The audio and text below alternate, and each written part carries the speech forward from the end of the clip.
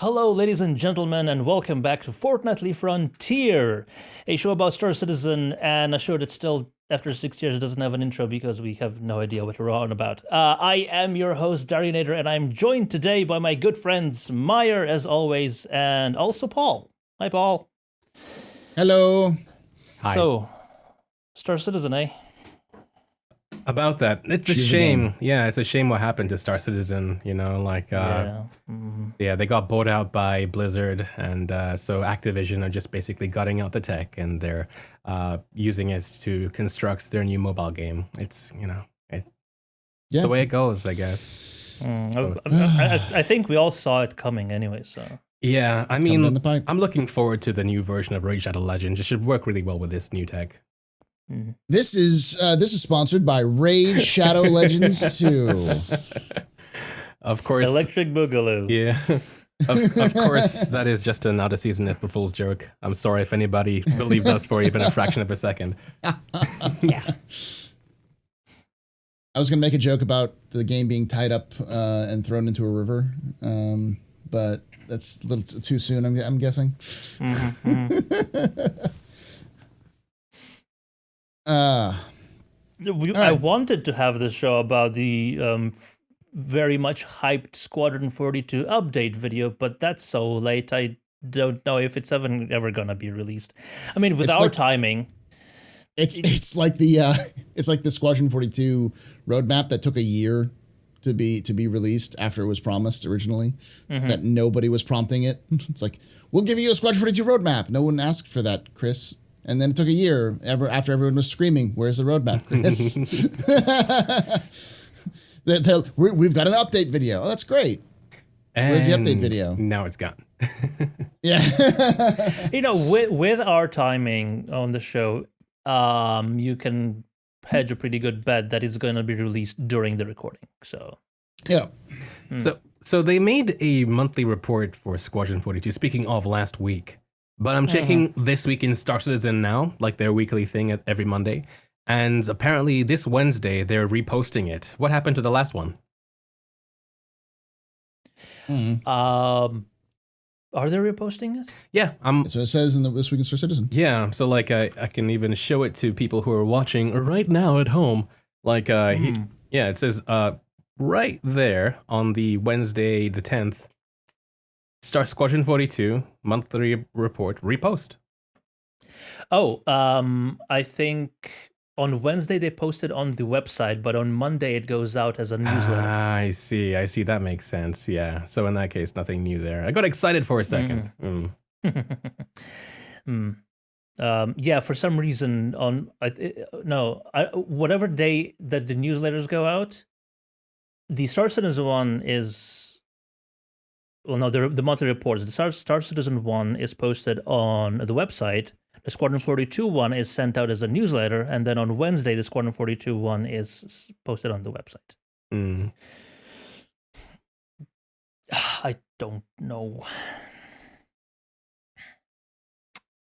But yeah, do you guys think that the report will come out before the video? Or do you think they will send out the video with the report, or what report? What is happening? What report? I honestly think what happened with the report is it's probably a mixture of both the actual information on like a newsletters, the newsletter style updates, monthly reports, and then also some cinematic stuff to be a little bit more flashy. Yeah, just have Space Vikings stand up there and be like, "Hey, my name's Brian Chambers, and this is what we did this week," and then just have them talking into a microphone. They want to show stuff, and I'm sure what happened was at the last minute they're like, "This is not what we want to show," or "This is wrong," and then they had to go back and re-edit it and rechange it, and then, I think Molly said, or whoever it was, that they actually did have to re-record some stuff. Yeah. And then Invictus happened. All of Invictus happened. Yeah. Yeah, they did go on record as saying that the reason why they didn't publish it was because they thought that with the stuff that they said, it was too dry a video, and so they'd have to make stuff. Do you guys remember when they made that, they made an ATV a while ago about network, and they had this whole 3D model thing showing what it looks like using analogies and that kind of stuff to explain it. Yeah. So I think that that's probably what they want to do with this, because otherwise it'll just be too much tech talk. Like looking at the report, it doesn't really seem like much visual stuff is there. It's more like what they need to do stuff. So I feel like that's it. Because, you know, for a long time, we've seen, you know, like Brian Chambers, like, you know, speak for the Frankfurt office, talking about stuff without any visuals, just him talking. And then people will be like, oh, yes, Brian, tell us more. But it's been 3-4 years now. So that kind of stuff isn't really going to, I guess, cut it. At least not for them, because obviously they themselves are going, this needs work. Yeah. I mean, the hardcore fans, the ones who digest everything that comes out of the video production, won't mind if it's just Brian just talking and giving us an update. But for just, you know, the less involved people, slightly less involved people, they need the flashy. So yeah, there are also some hardcore people who've gone softcore, if you know what I mean. Like they're a bit like rotten. With age, it happens.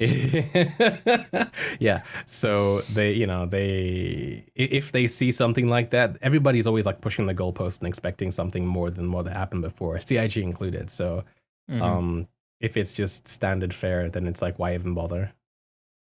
Yeah. I can totally see that. Yeah, like this is also one of the reasons why I don't just want to do a weekly show where we just regurgitate all the same information over and over again, because it gets boring and it's like, why am I doing this? It's this. I want to do news things. The constant stress of being a YouTuber, I guess. Yeah. Yeah. What happened to the old Galactic Historian? I miss the old Galactic Historian. Speaking of He's Galactic dead. Historian, I took socks, stuck it in his mouth, and threw him into the woods. He's dead in the woods somewhere. That's where he is. He took socks, so is he now persistent? Yes, he is persistent in the woods. He's that cup that Chris Roberts keeps mentioning that's been leaving. He leaves on the mountain. I don't know why Chris Roberts likes to leave coffee cups on mountains. for Sean, I think. It's okay, Chris. You don't have to tell us your fantasies. You know, just make the game, please.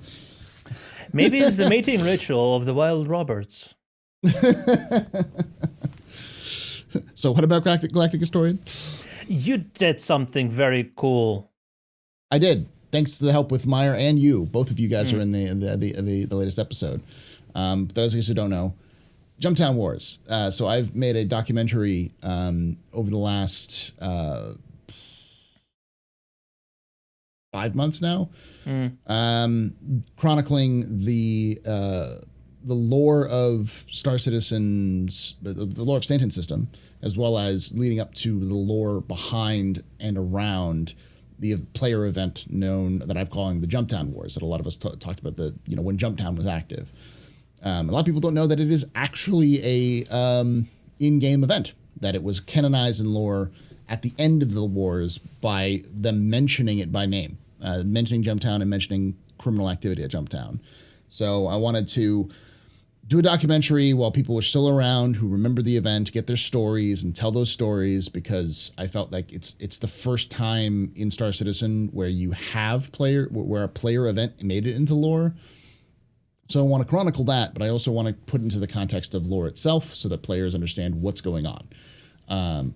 So don't think of it as like a perfect one-to-one lore to reality, but I'm doing as best as I can with it, and I think it'll show a lot of the new folks what happened, what we had this time last year, ironically, or not this time last year, like March last year.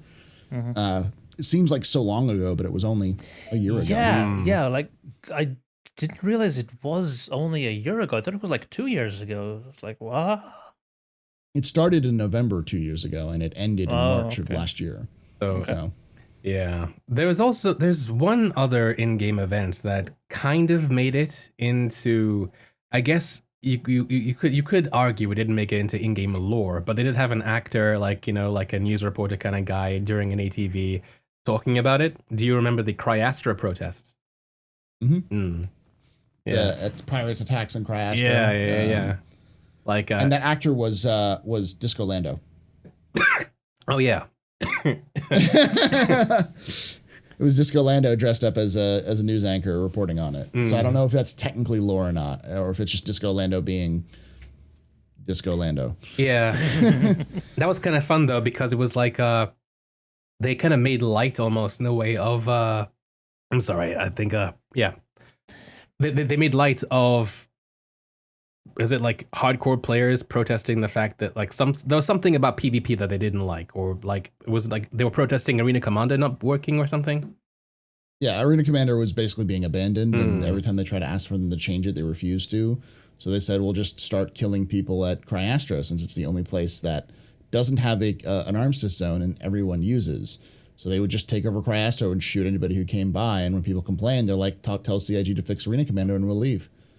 And as a result, people got angry, people started screaming about it, saying they needed people to deal with it, and CIG was like, oh no, this is great.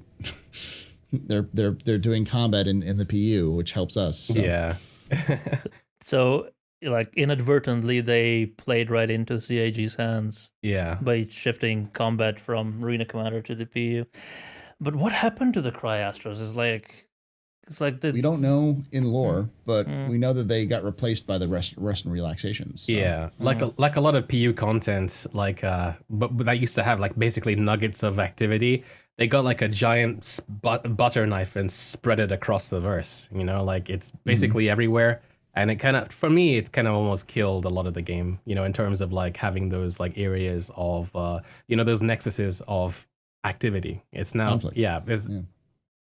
Used to have just like, you know, jump town, but nowadays it's like, I don't know, without having in-game mechanics to direct activity, it's a bit blander without it. It's also with having only 50 players per server, by adding so many more areas, you really thin the action out. If you had more players, you would still have the same amount of action at each of these new locations, potentially. Exactly, yeah.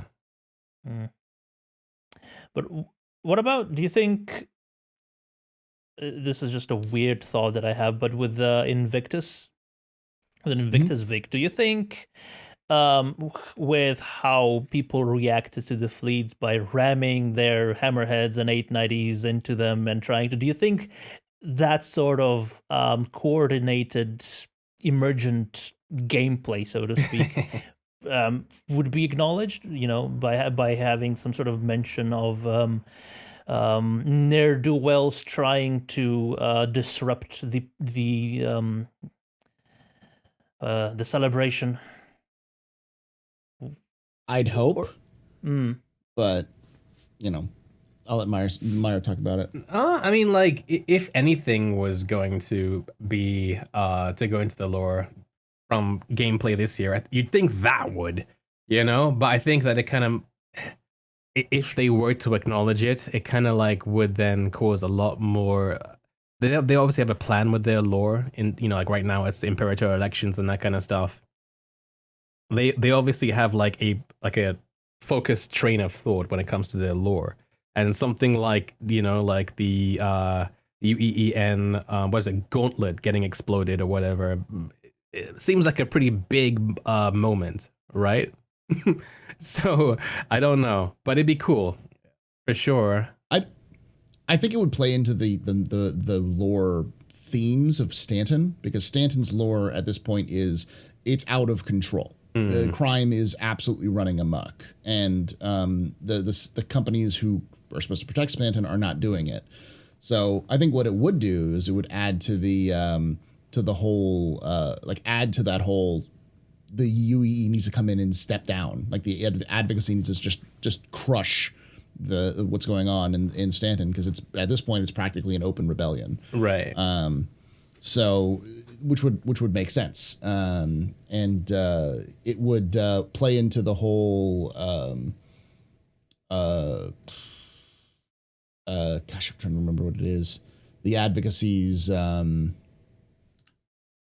civilian branch. I can't remember the name of it. Okay. But the it's the mission that you can get in game right now where if you kill wanted targets, you get some credits for the it. call to arms militia thing.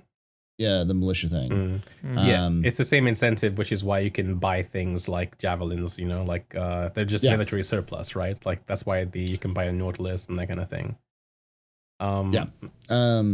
Yeah, it's the Civilian Defense Force, the CDF. Okay. That thing has been activated in Stanton, and it's activated only in Stanton.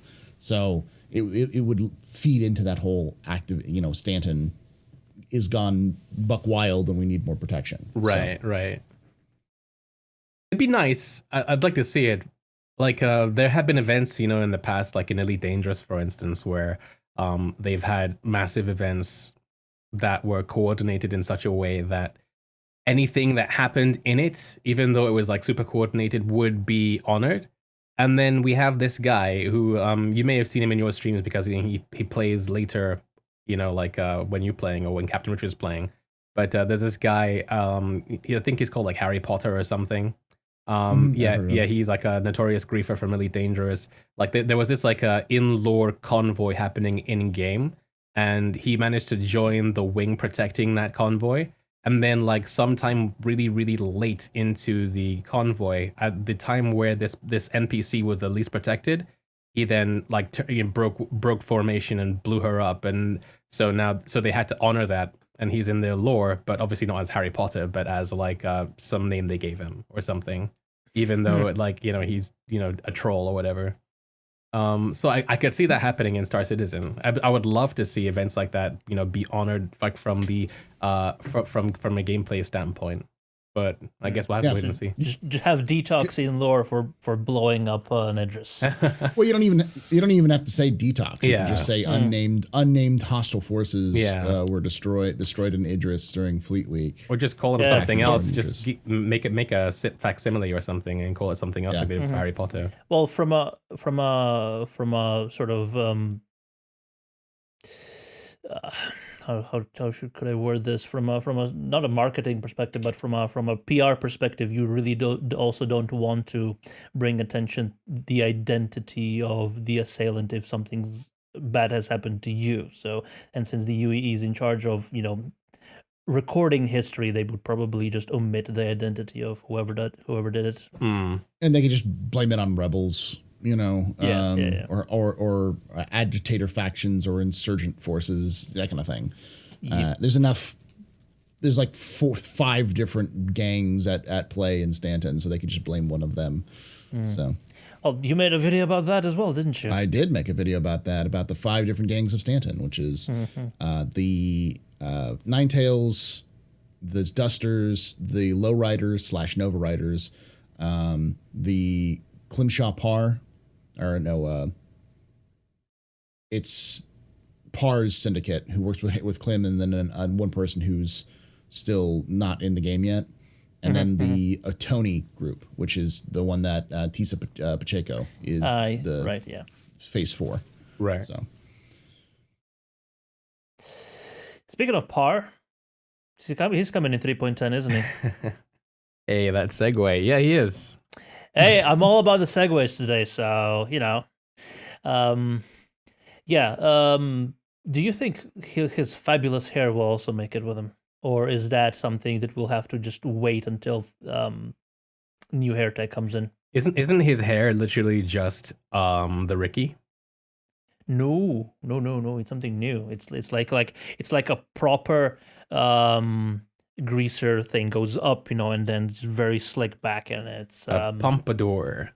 A pompadour, yeah. I hope, but I also hope that we have Tisa Pacheco's hair in soon. Yeah, because she was supposed to have the test for the physics. Her actual hair, wearing a hoodie and a hood, Yeah, that hair is gonna break so many physics engines. Yeah. It's so in depth that they need Vulcan to exist in the game for them to use it. Yeah, probably. Yeah. I have a feeling that if Eddie Parr's hair gets into the game, it's likely just going to be character specific, because they haven't mentioned any other changes to like the character like engine, like the customizer DNA system. Yeah. Although trying to think, was it in Evo so we can talk about it, or was it in the PTU so we can talk about Oh, and he's gone. He spoke about NDA for a couple seconds and then they killed him. Oh well, rest in peace in pieces. And he's back. There we go. Mm-hmm. I should just not mention anything at all. Yeah. It's a good plan. It's a good plan. Yeah. So you were saying about. You know what? Let's just not. Let's just pretend it did actually happen in Evocati, and even if it did made it into public PTU, let's just not mention. But okay, it's just something to do with the DNA system. Okay, yeah, yeah. So I mean, before we, in other news as well, like, did you guys hear that Turbulent in Montreal are opening up or expanding their studio? Yep. I guess it's they're putting that money that CIG invested in them to good use. So they're looking for a new producer for like creating planets and stuff. Like they're going to be in charge of that. It seems like the guys that they had in charge of like making the moons and stuff, I think there were 3 dudes. They're probably going to be moving up to Canada then. Possibly. Although are they Turbulent or they're CIG, aren't they? Well, I imagine that. Well, basically CIG is asking. CIG is making Turbulence the nexus point of creating planets for Star Citizen. Okay, so it makes sense to me that their planet guys will have to move, right? Yeah. Maybe, but then again, I think the guys that made Planetech V4 are actually creating Planetech V4 in the way it functions, but actually using it to create new planets is not going to be in their purview, and they will be moving on to another technology. Yeah. So instead of having the guys, So instead of having the guys in Frankfurt who are making Planetech V4, right, making the actual planets, they'll just the whole idea of having an entire new wing of CIG existing just to produce planets, headed by Turbulent. Those guys will just take the tools that were created with Planetech V4, and then they just make planets. That makes sense. So instead of having the guys who are doing the moons right now moving, they just continue on with the tech division stuff and doing more tech stuff, and they have trained new people to do it on their own. Right. Which makes sense. Especially with because I think like this Planetech V4 stuff is gonna make is gonna really ramp up the production of planets, because if you read they already finished Pyro 1 and 2? Yeah, exactly. I was gonna say, and it says in the monthly report, Pyro 1 and 2 are done, and they started them after everything in Stanton was converted. So, yay! Yeah. And remember that it was in February. They said they hadn't even started on it, and they started talking about it a month ago. So they finished 2 planets in a month, and then they say done in the sense like the planets are done, the landscape is mostly done. They got to go through and smooth out some of the areas and change some points of interest around. But in some of it, there's unique geometry with them as well. I mean, they're not reusing much of the like the rock formations and stuff from the other moons as well. So. It's interesting that itself doesn't seem to have taken that much time either, so it's pretty cool. Yeah, and there's like 6 planets in the Pyro system, so and 3 and 4 are both sister planets because they orbit each other as they orbit around. That's cool. Yeah, essentially there was another Pyro that got smashed into bits and turned into an asteroid field. And then that one, when it collided into another one, it pushed the other one into an orbit with the current one. So it's like 3 and 4 are now in perpetual orbit around each other and they're slowly in a death spiral. So one of them's going to smash into the other at some point. So the next 2 planets are like a planet and a moon in terms of sizes, but they're technically 2 planets. So it's like Delamar and Yella if they were orbiting each other, sort of thing. The entirety of Pyro is how many planets in total? Just 2? 6. 6. Oh, wow, okay. Yeah, none of them are inhabited though. And one of them is a gas giant. So. And Pyro itself as a system has a lot of gas in it, right? At least from the sneak peek that we saw during CitizenCon. They arrived at Pyro and it's all just red and orange. So, red gases. It's inside a nebula. I think it's supposed to be kind of like a proto system. Like a lot of the planets are protoplanets rather than like fully formed. So double checking my information because someone in the comments is going to call me out. Yeah. Is it it is 6. Yeah. But biplanetary objects are not that rare, because you got even in real life, you got Pluto and Charon. Charon is not that much smaller than Pluto, and Luna, our moon, it is uncharacteristically large compared to its parent body as well. So, I'll read the exact quote. Pyro 3. The scientists speculate that this terrestrial planet survived a collision with pieces of a planet-sized body that knocked Pyro 4 out of its orbit. And Pyro 4 is a rocky protoplanet that has been mind-cleaned, knocked out of its orbit by a celestial body equal mass, and is slowly being pulled into Pyro 5. Pyro 5 is a massive yellow-green gas giant that's slowly pulling Pyro 4 into its orbit. The poor hydrogen mix is in its upper atmosphere makes it less than ideal for a refueling spot.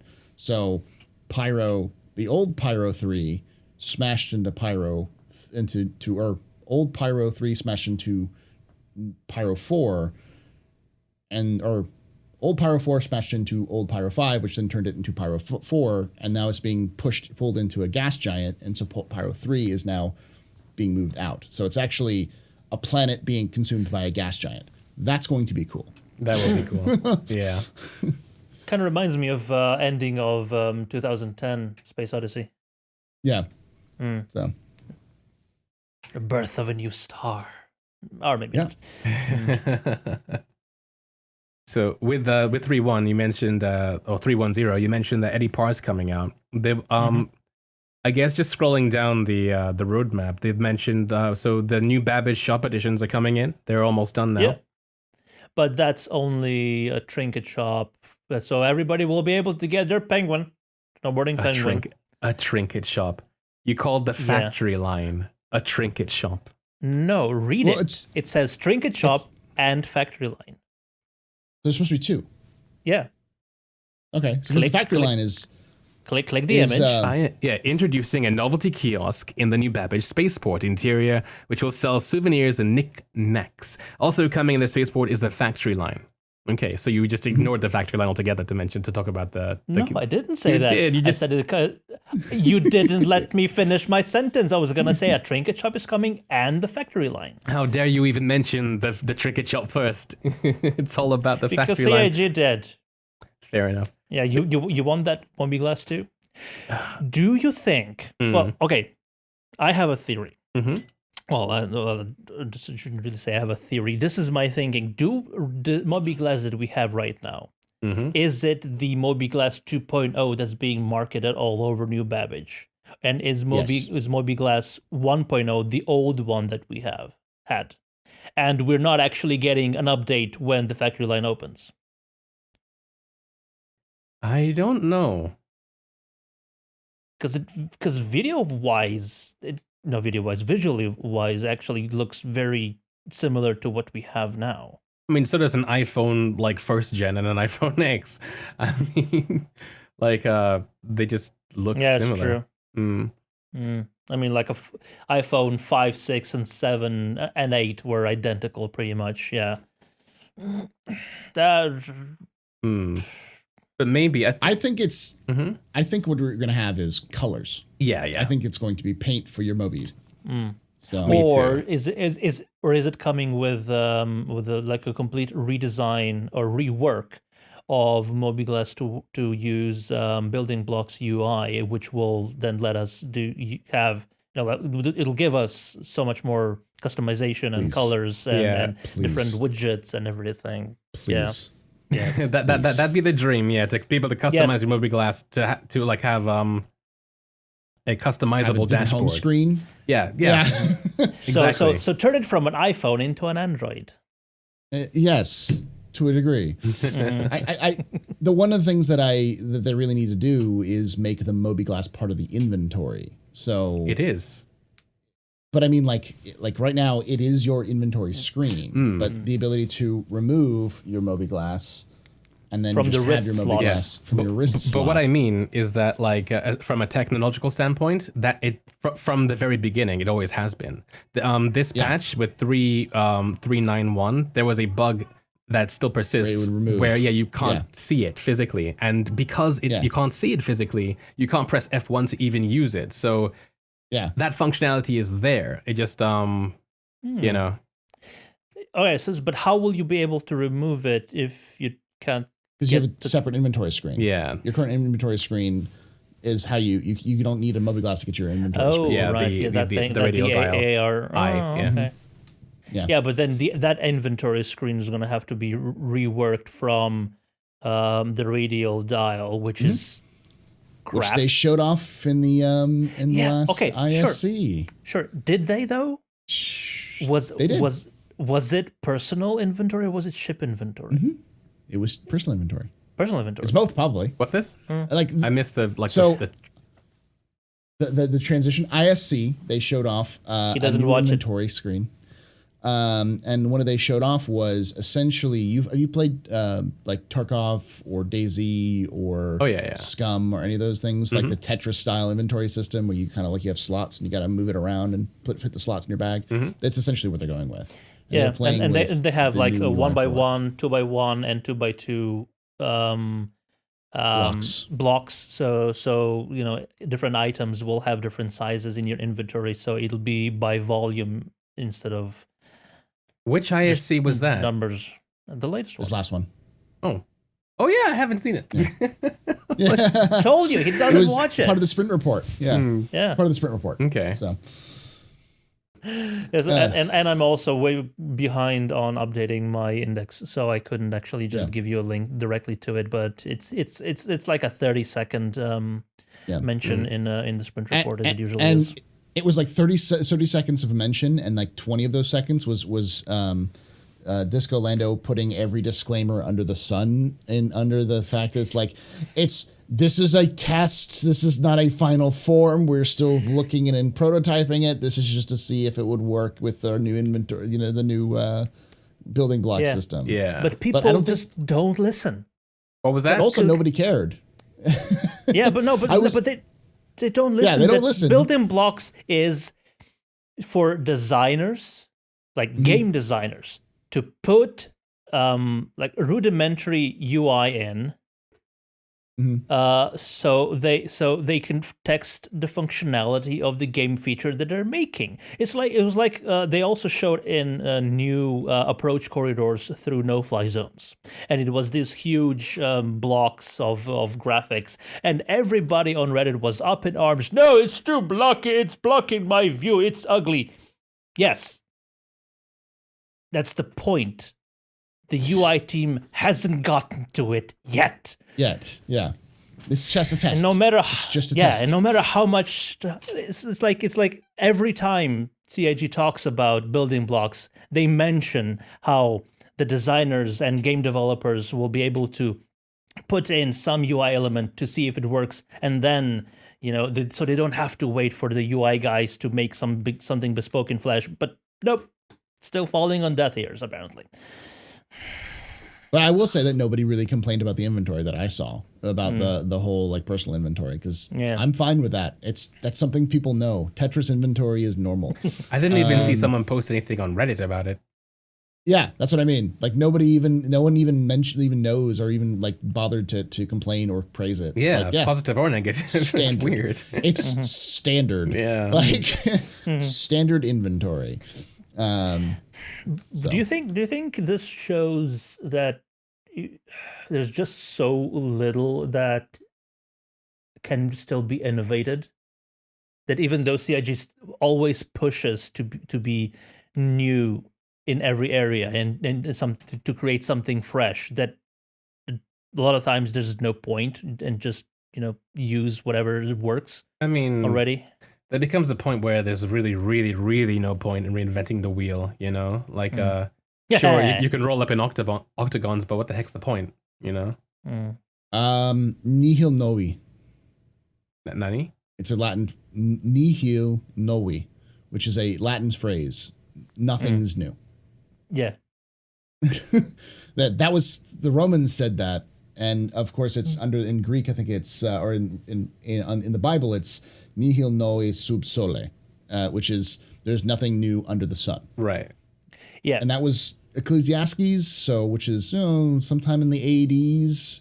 So we've been saying it for 2,000 years, possibly longer, that nothing new under the sun. There's nothing new. So yeah, I agree that you can innovate, you can iterate, but you can't really completely come up with something new.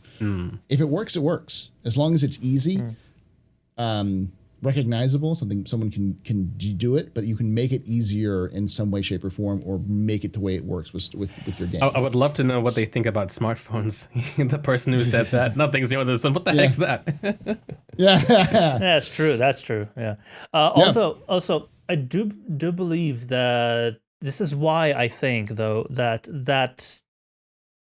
user interface that I showed is not for personal inventory, because everything is going to be physicalized. You'll have to go put your helmet onto a stand and put your spacesuit into a booth or whatever it is, and not just drag and drop stuff from one window to another. It would work. He did specifically say backpacks, armor, and those things when he talked about when he talked about the inventory. Right.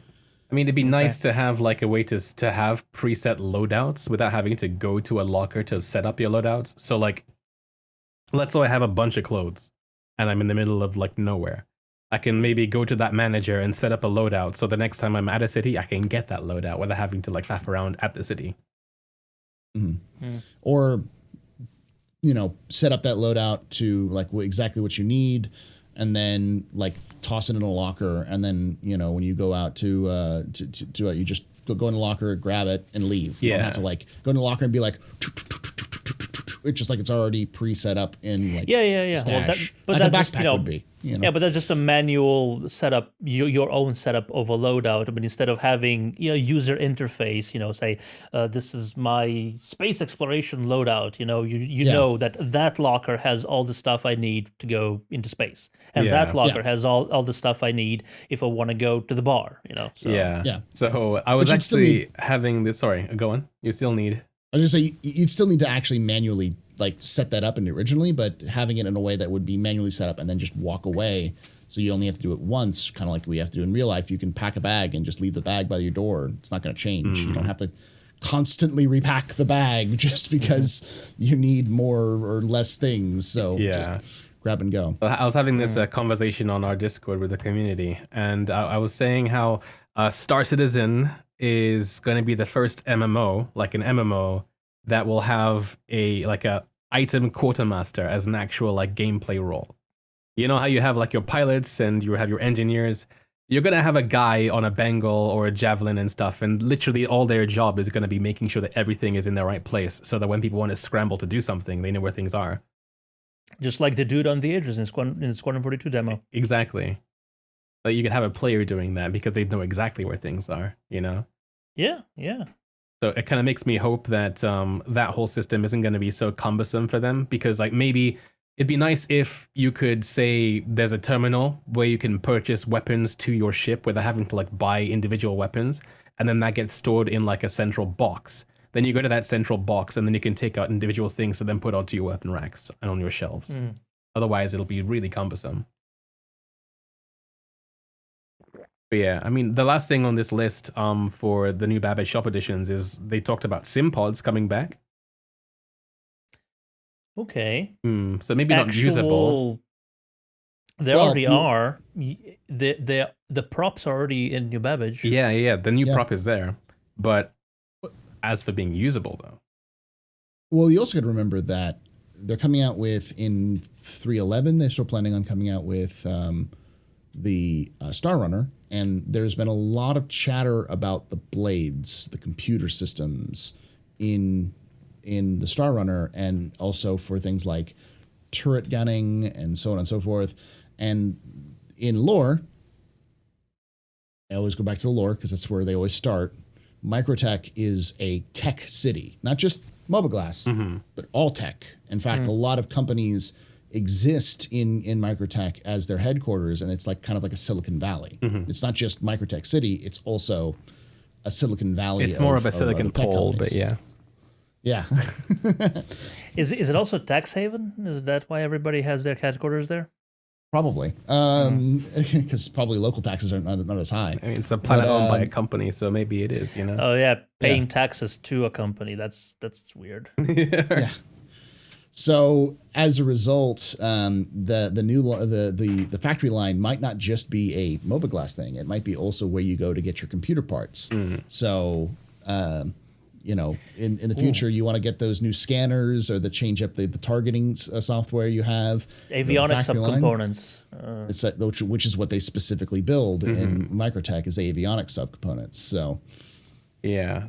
But have you seen the concepts of the interior? It looks exactly like an Apple store. Like an Apple store. Does, yeah. It's okay. The entirety of Microtech looks like City done by Apple. So it's well designed, well put together, but somehow still breaks all the time. Yeah. It's okay. The Genius Store will fix it for you. What do you think? And charge you how many zeros? Yes. What do you think the factory line's geniuses are going to be called? Because you know they're going to have a similar thing. There's going to be something on the PA saying, "Need any help? Ask one of our repair bears." No, because the mascot's the penguin. Is going to be Repenguins. Repenguins. The Chill Squad. The Chill Squad. Yeah, because like Geek Squad, yeah, it's Microtech. Yeah. The Chill Techs, Well, I mean, one thing's certain: I hate all of those things. So the Microtechs. There we go. Oh God, that's the worst one yet. Microtechnicians. Yeah. Oh God. Yeah. And that's probably gonna be whatever it is. We're gonna hate it. Yeah. Yeah, we are. Because it's a city done by Steve Jobs, and it's intentionally supposed to be obnoxious like that and pretentious. Yeah. I just hope they don't rip off that commercial with the brightly colored backgrounds, black silhouettes, and white mobiGlas on the wrist. Do it. Do it, Sergi. That'd be amazing. with Can we afford the lawsuit? Also the with what's it called? The song that they did. Gosh, I'm trying to remember the parody of like hair metal bands from the 80s that they did. Right now, all everything that's going through my head is when Futurama did the same thing. Yeah. The iPhone. Yep. Mm-hmm. I was actually kind of hoping for more stores to open up because it in New Babbage, not the Plaza,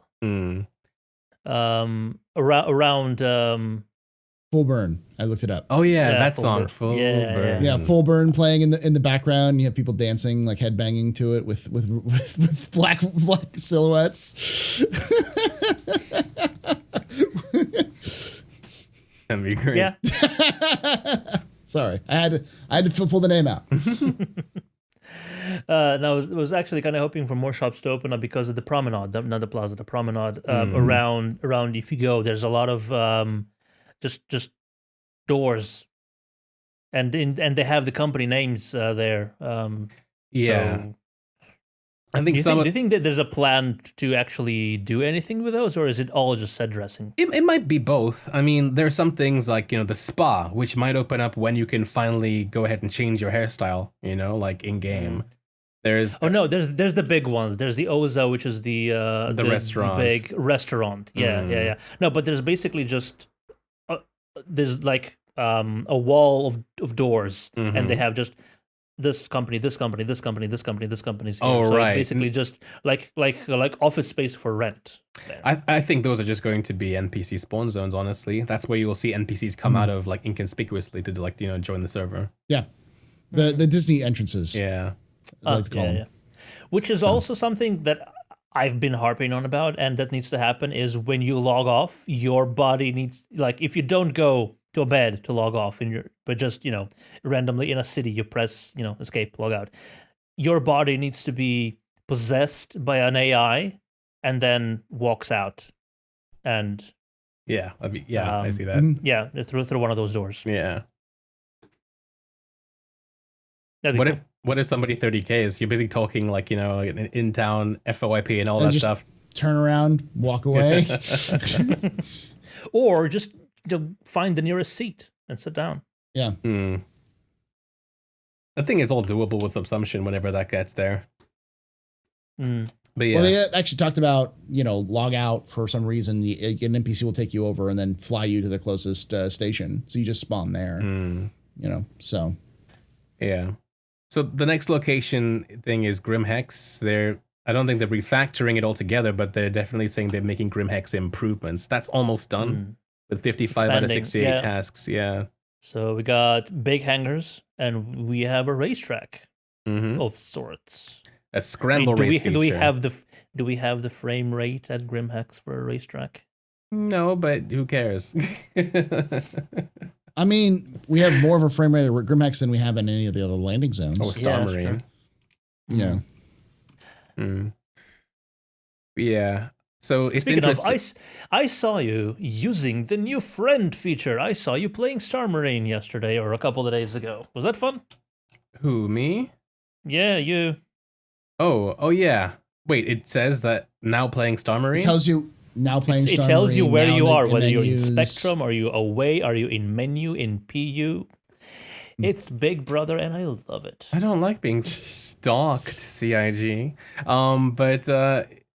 So yeah, I was playing it. Unfriend me then. I think there's a way you can turn off the status sim system. If there's not, there should be. Yeah, it must be, but you have to do it like from the forums, not from the game. Yeah. But yeah, no, I was playing Star Marine. I was actually watching Salty Mike stream, and he was like, they were having this heated debate about Theaters of War, talking about how much it's gonna suck if the game sucks at the moment, etc. And so one thing led to another, and so they started playing Star Marine.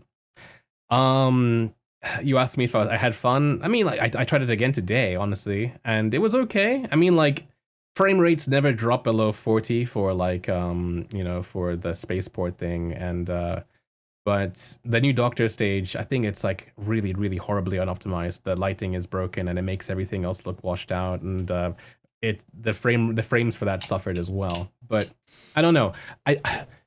If you were playing a game that was dedicated to fast gunplay and stuff, I would say yeah, it's fine. It's just got some annoying bugs like spawning logic. It makes no sense. You spawn in the same place, standing in front of somebody else before the timer goes down, and it's stupid. Or you kill somebody and then they spawn behind you and then kill you. It's stupid. Or you're going around the corner, you see somebody spawn, so you start shooting at them, but you can't kill them because they're invincible, and they shoot you back while they were still invisible. Stupid. But there are a bunch of bugs like that in Star Marine that I just feel could be fixed. And if they did, then it'd be a lot more fun. It does seem like they've done some changes. There's some death animation changes to the game that you can see in Star Marine that don't exist in Star Citizen right now. I was running up a staircase and then someone shot me in the nuts from behind. So my guy did this really unique animation where he crossed his knees together, and then he was basically just holding his nuts for 10 seconds. It was the longest death ever. And then he goes ahead and falls backwards on the stairs afterwards. They've got a lot of B-movie Hollywood death animations now. I don't really know if I like those or not, but they have tons.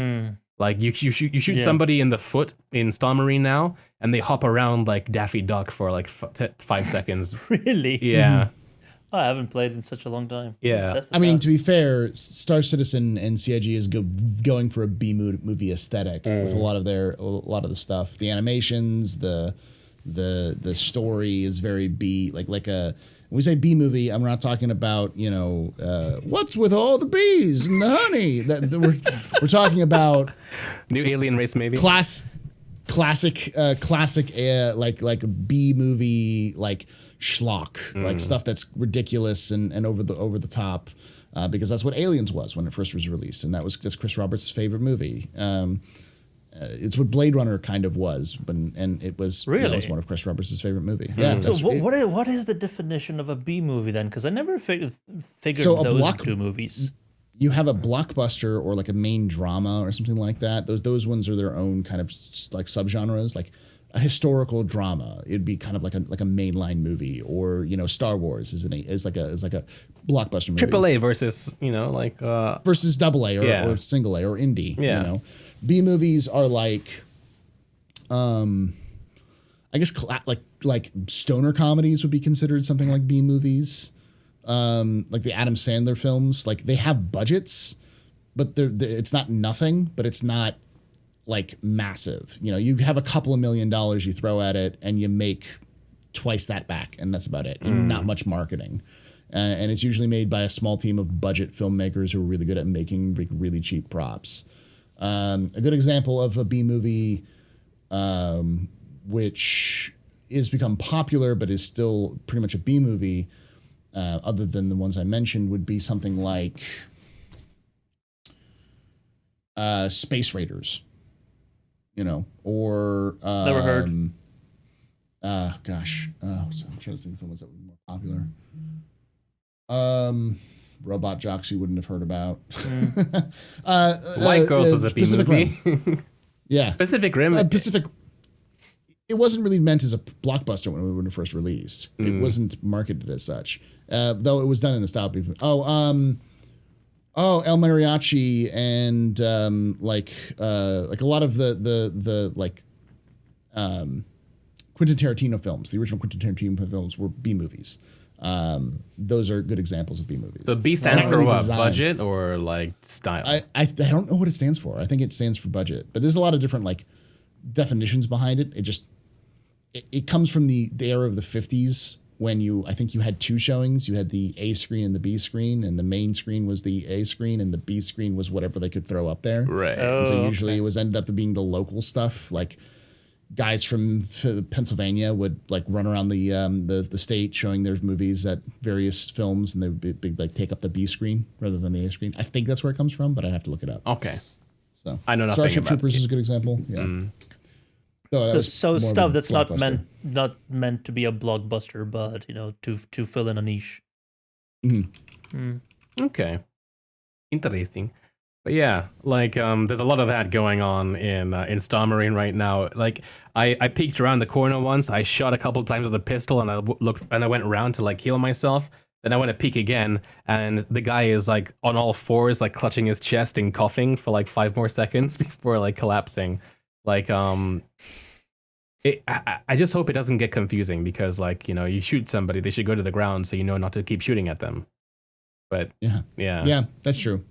More ragdoll than canned animation. Yeah, they're both. They don't really tween into each other very well, but they do. I looked at the definition. So where it comes from is actually from double features.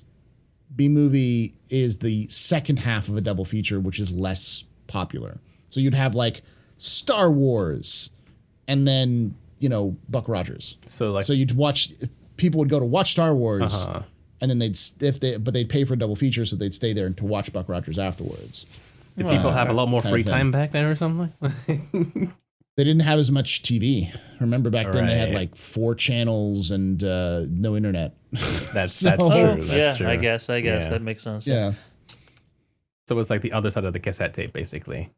You have to wait for it to see. Gotcha. Interesting.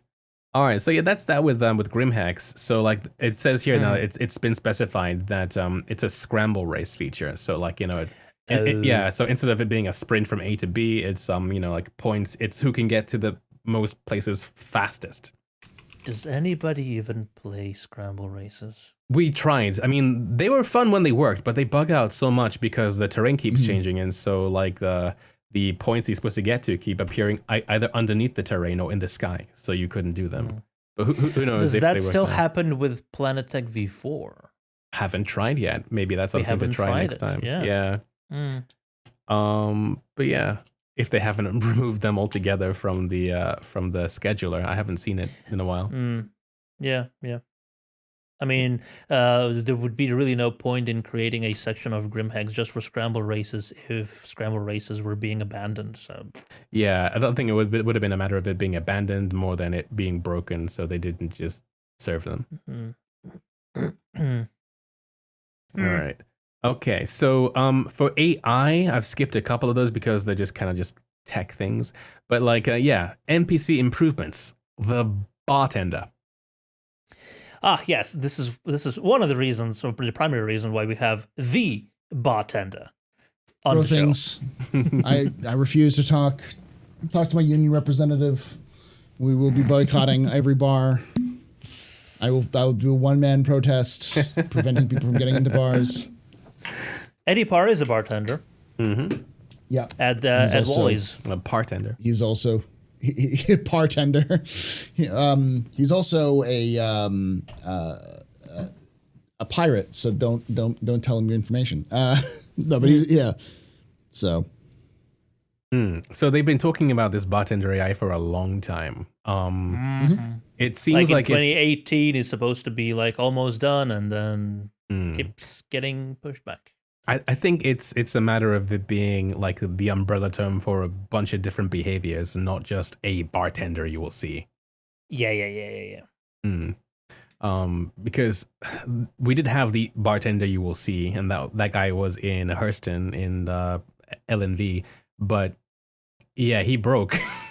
He's currently just frozen. But I think it's so they're working on this archetype of AI that you can talk to, and they'll be able to serve you and multitask and serve multiple people at the same time. I guess they could scale it up from working at a bar to like. Do you think that the quartermaster and the Idris in Squadron 42 uses bartender tech? I think it does. Yeah. It's basically just creating the tech for an NPC to be able to interact with items and knowing the item's purpose and knowing where to deliver it and what to do with it, combine it with other things, interact with NPCs or players and stuff like that. So yeah, the bartender AI, they're not doing a good enough job explaining that it's just their first use case of the sociable AI that you'll be able to interact with, and it will interact with the world properly, like on an intricate level. So I think. Go ahead. I was going to say that they have the word that they should have been using this entire time for the bartender stuff, which I don't think they use enough, and that's archetype. It's an AI archetype. So like what an archetype is something that, it's the root that which you build stuff on top of. Like in an MMO, like a warrior is an archetype or something for which like a paladin or like a death knight kind of stems from, and that kind of thing. Yeah. So you'll notice that all of the mission givers are currently broken. Almost all of them, none of them work. They've just turned them off when they can. And I think it's because they're changing the mission giver AI to being from just static, here's some lines, go do this thing, to bartender AI, the archetype AI. So you have someone who can interact with objects, can give them to you, can know what to do with, but also can interact with other NPCs and can still offer you content that is through social means, like a decision tree to say, they say this, we say this. Yeah. They say this, they say this. And then all they got to do is slap a reputation marker on that and be like, they say this person, but this person who spoke it says has 50% reputation with the group, which is all you need to get that answer. So then they respond back differently. Oh yeah, you're one of them boys. Yeah, sure. Let's go talk about this, kind of thing. Yeah. It's social AI. It's like shopkeeper AI. It's AI that you just meet on the street. It's mission giver AI. It's all of those wrapped up into one package, which is the reason why Eddie they Parr. did bartenders first. Yeah, Eddie Parr. Like you can think of all of Star Citizen's AI going forward are just clones of the Eddie Parr AI that's been manipulated and changed so that it's no longer bartending. Like they just pull out some of that sections where he's moving bar stuff. Now he's just at it behind a counter selling you stuff. Or they're walking around the New Babbage and you ask them questions and you're like, yeah, it's over that way. A quartermaster is basically just a bartender that puts bullets into a gun instead of ice cubes into a glass. Basically, yeah. I think that's why Eddie Parr is who he is and why he's coming along, because he is the amalgamation of all that into one character. to be the a Gestalt entity. Yeah. Yeah, he's basically the base thing, which will then get stripped down to make other things. Like yeah. Cool stuff. They already said they're going to have like 8 different archetypes in the game. And so this is the AI archetype upon which they'll build for the explorer, the shopkeeper, the pirate, the smuggler, the different archetypes which will exist for all the different AIs in the game. Yeah. So.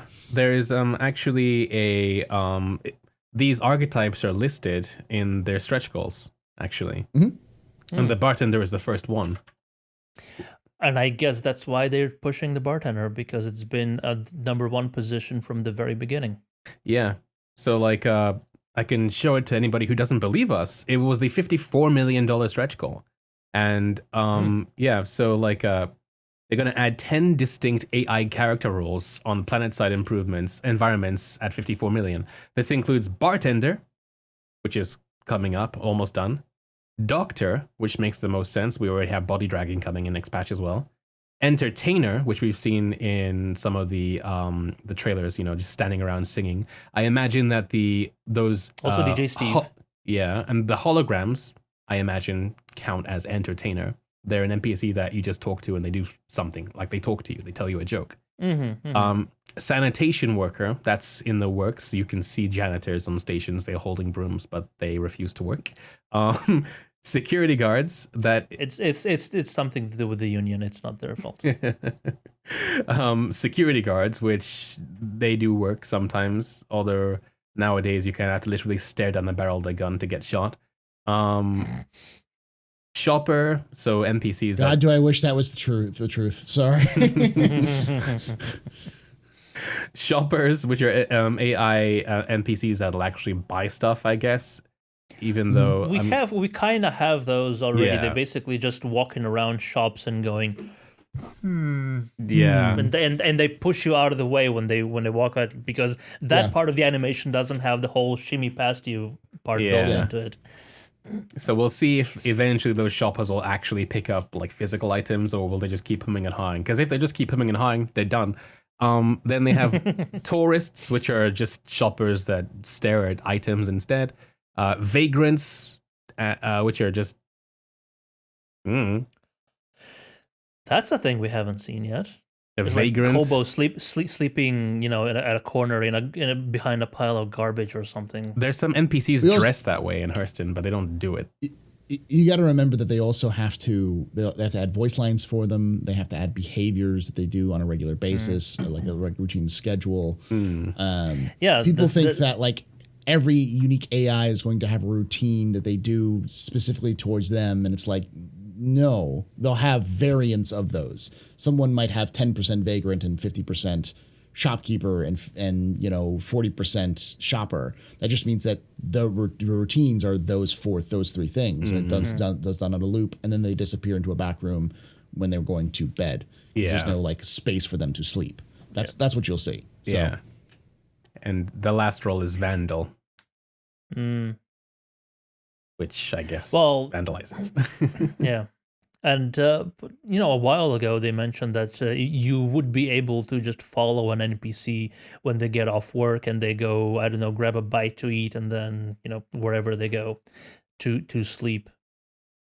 Wondering if they'll just reuse the L19 or the Dira Heights elevators, They walk into an elevator, and if nobody follows them into the elevator, poof, gone.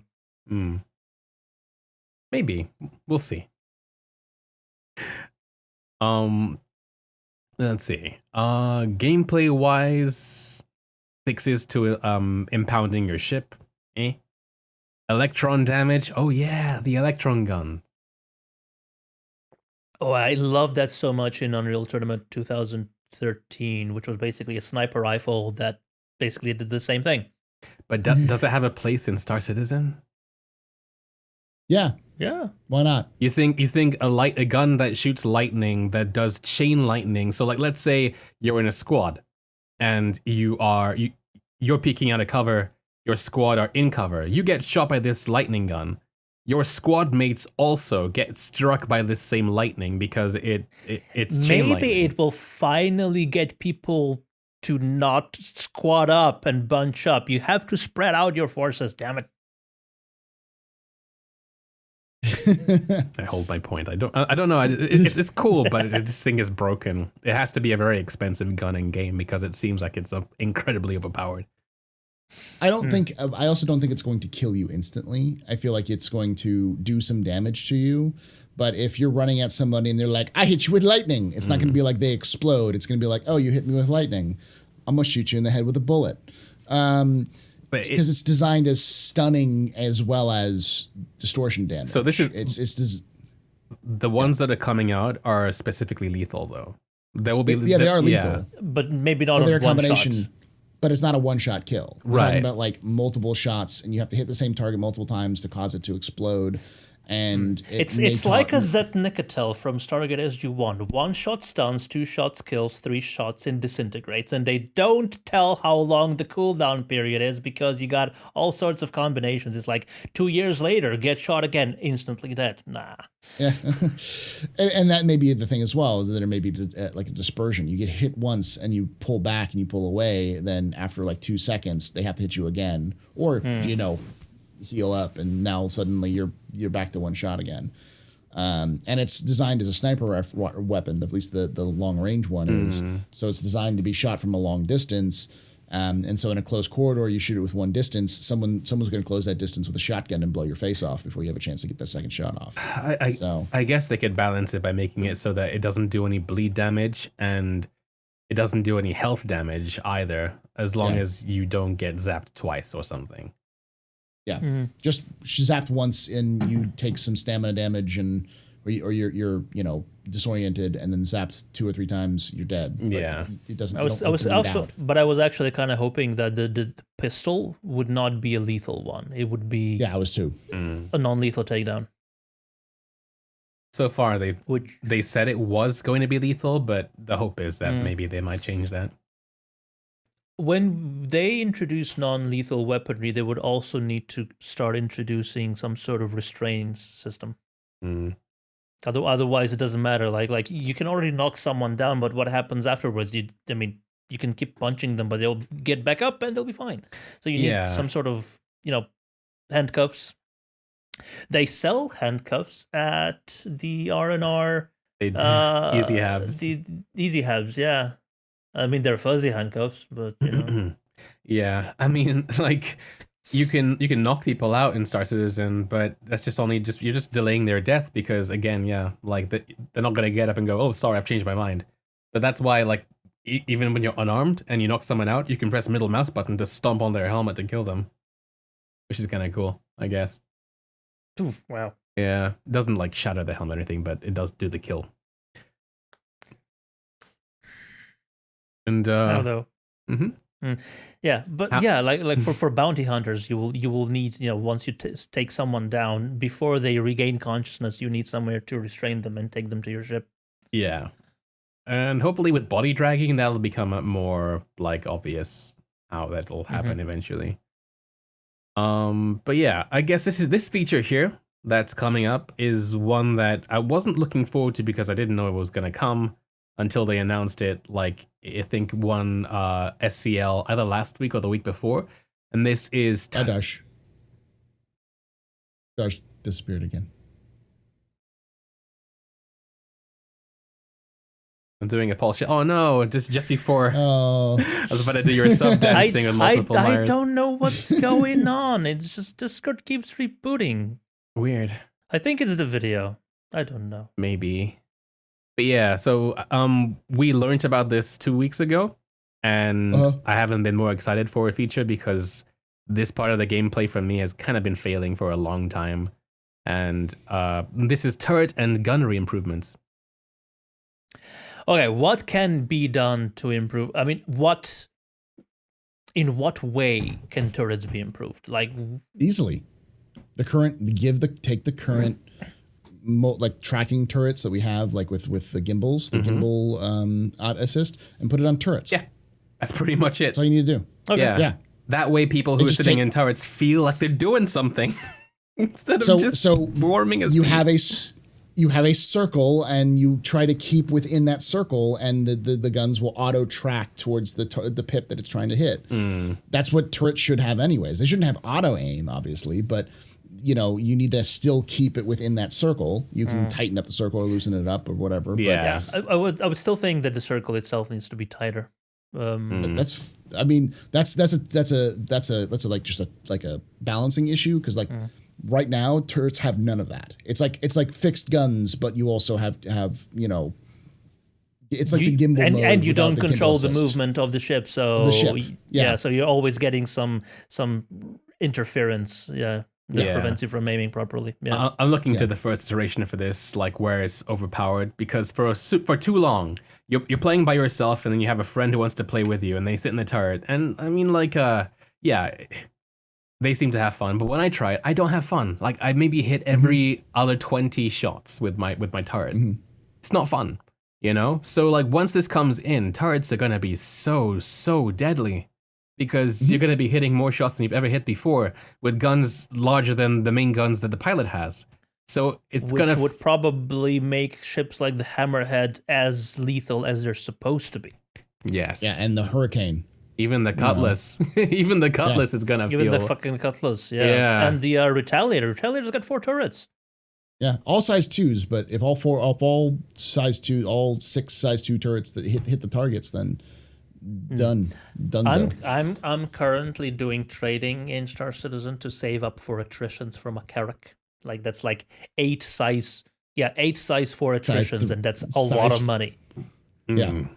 Yeah, exactly. Even the Carrack will be fun. Oh my god. Yeah, I'm looking forward to this. And this will also make it so people who are like solo pilots are gonna be really, really out of their depth if they don't have like a fully modded ship against one with a crew. Even if it's a Starfarer with like that gimpy turret on the back. Even that's gonna be... It makes it so that if you have a Connie, it makes more sense to have 3 people in a Connie than just 3 ships. Which is what you want. You want multi-crew ships to have an advantage over single fighter ships, and that's a good thing. So the actual blurb says, new controls and functional UI will be added for the turrets because the controls suck and the UI is not functional. Fixed weapons on ships and turrets get more computer assists, which will make them viable choices, especially for multi-crews. So there we go. We're getting the assisted aim. Additionally, tweaks to tweaks to pip calculation improve the stability for hitting targets in all aiming modes. Not everything is an abbreviation. Yes. But it's in capitals. Pip is. Why is it in capitals if it's not abbreviated? Pip is actually an abbreviation of like pointer in there's some word for it even in game. The pip stands for something. But that just means that they have now fixed guns have moderate assist to them. And I've heard a lot of combat pilots screeching, being like, "You're not fixing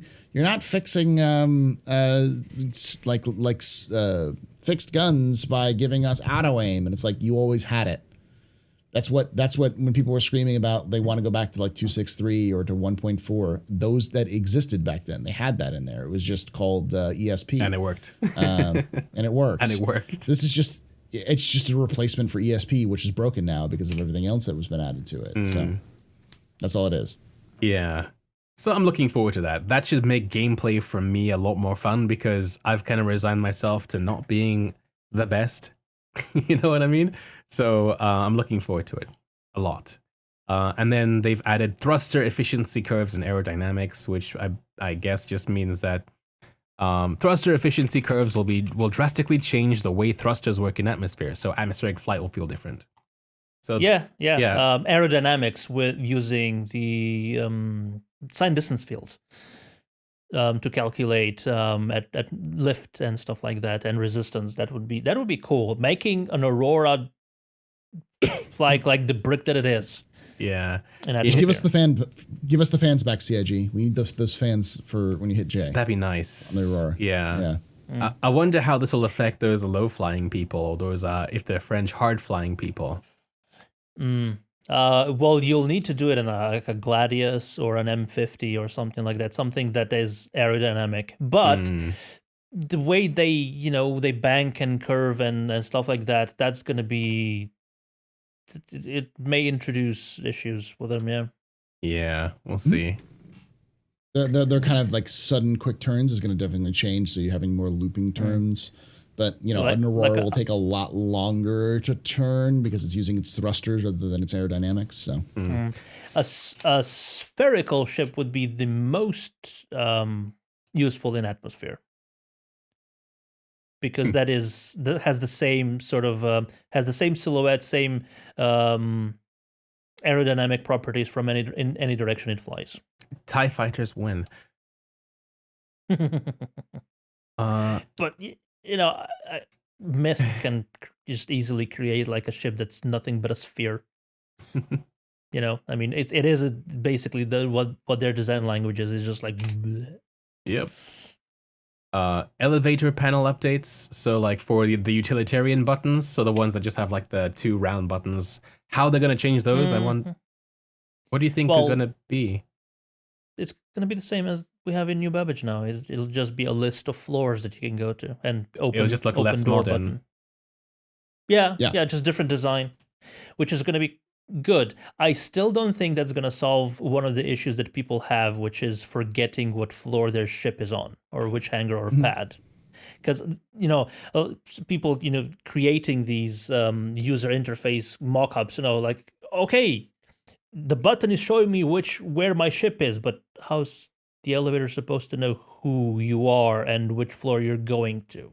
I mean, is it going to show? Is it going to show up on every elevator panel that Hangar 4 now has a freelancer in it? It's like, everybody can. That's right, because people behind you will see the exact same thing. That's how the building blocks UI is supposed to work. You're right. Yeah. So I think instead you'd probably have it'd make more sense to have some sort of the HUD element instead of saying freelancer in 400 meters away, just to have it when you spawn it, have it say Hangar 4. So you're like, hey, which hangar again? Look, Hangar 4. But but that is just the tracking of the last 2 ships you're in. So. About broadcasting your ship's location to everybody, I mean, if you look around ArcCorp Area 18 and you zoom into some of the old decals that they still have around there, some of them do have things like random glass Kudagram looking panels that do say pad this, and then it's just like a ship and it's freelancer and that kind of thing. Right. So it could work. Yeah, those. You could have an arrival departure kind of thing. Yeah. Where you say freelancer on pad 4. Exactly.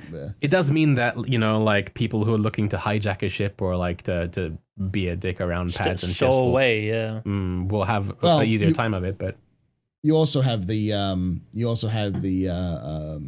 hopefully the future permissions list. So when you walk in, it'll be like, hey, you're not permitted to enter. You have a crime stat. And then you'll be able to, someone will say, hey, there's someone on my ship who isn't supposed to be here. Yeah. I'll just shoot them in the face. But hangars already have security guards. I mean, with the new AI, I mean, they would just have to stand at the door and, just check every person who comes through. You're I mean, you're the owner. You can come through. You're new. I don't know you. You're not in the party. You're not in the friends list. Why are you here? So I just thought of a solution, but then it gave me a new problem. So it would be that you get your ship and it would say your ship is now in Hangar 8. There'd be a giant screen that says Freelancer Hangar 8. But on the thing, it also says your lift password is 4444. And then you walk away, you know where your hangar is, you go to the lift. But you forget your password. Well, I mean, it's the easiest thing is to say, have an arrivals pad somewhere that you just hang down that says Hangar 1 is this person, Hangar 2 is this person, Hangar 3 is this person, and whoever is the owner of the ship has their name on there. And so everyone knows who's getting what, but you have to when you walk through, you just have a checkpoint. So you have a guard or you have someone who's all right, proof of identity. Okay, you just walk up and they go stop. you're good to go. And you can just quickly click through them with the other checkpoints. Yeah. Or you just have the elevator panel automatically check your identity that only the owner of the ship has And party permission members. to push the button of the correct hangar. Yeah. No, your ship is in hangar 4. Even if it's someone you're giving a ride to, they push the button to hangar 4 and it goes. Yeah. Maybe. It's where to do that with ships. So there's a lot of solutions to it. Yeah. But the simple solution everyone says is just put it on the hangar. It doesn't work like that, guys. It's not how that works. You can't do that because everyone will see it. And so if you walk onto a hangar and there's 4 other people trying to get their ships, you see 4 different ships, just ship images. And you'll be like, well, now one of these ships, And the simplest solution is your ship is in hangar 4 on your HUD, on your face, non-diegetically, just phoop. Or could even be diegetically. Yeah, just on your HUD, that's the easiest thing. Although a lot of people would say that's too much hand holding. Yeah, I don't care about too much hand holding. It's your ship. It's in the hangar. You're in a safe zone. Whatever, So maybe the next feature is new targeting methodology. So fundamental changes to how targets are tracked on and off your screen with UI updates to improve the visibility of locked and tracked targets and the return of pinned targets. So your response isn't what's the point of pinned targets anyway? So let's say that you're in a squadron of say 3 friends, right? And you don't pin enemies, you just pin those 3 friends. Now you see back in the day, you saw silhouettes of their ships in the corner of your screen. Now you have MFDs that have their status. The moment one of them takes damage, you will see that and know to turn from wherever you're fighting to go help them. You will have so much more combat awareness with a pin target than without. Right now, we're literally flying blind. With a pin target. Wait. Is he frozen or thinking? We're all kind of breaking up. You might want to change the servers. Go change it back to Western Europe. Okay. Yeah. Or maybe it's Discord telling us it's about time to stop talking. Oh man, that kind of creeped me out. That creeped me out a lot. Anyway, what Darsh was just hanging his mouth half open. Yeah.